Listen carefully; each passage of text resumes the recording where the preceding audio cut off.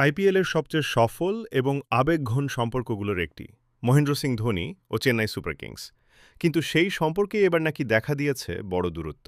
ভারতীয় ক্রিকেট মহলে জোর গুঞ্জন, গত ২ বছর ধরে ধীরে ধীরে চেন্নাই কর্তৃপক্ষের সঙ্গে সম্পর্ক খারাপ হয়েছে ধোনির।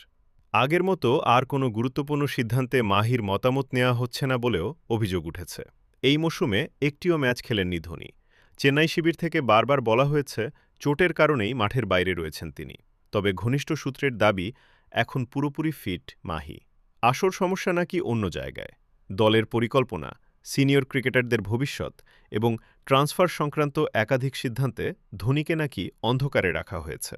এমনকি কিছু ক্রিকেটারকে বাদ দেওয়া কিংবা নতুন ক্রিকেটার নেওয়ার বিষয়েও তাকে জানানো হয়নি বলে খবর। কর্তৃপক্ষের এই আচরণে নাকি ভীষণ অসন্তুষ্ট ধোনি।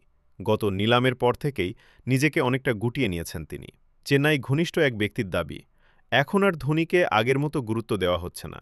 ফ্র্যাঞ্চাইজি ভবিষ্যতের দল গড়তে চাইছে, আর সেই পরিকল্পনায় ধোনির জায়গা ক্রমশ কমে আসছে। সব মিলিয়ে জল্পনা এখন তুঙ্গে। ২০২৬ সালের পর কি তবে শেষ হয়ে যাবে থালা আর চেন্নাইয়ের বহু বছরের সম্পর্ক? যদি সত্যিই তা হয়, তাহলে আইপিএলের ইতিহাস থেকে হারিয়ে যাবে এক আবেগের অধ্যায়।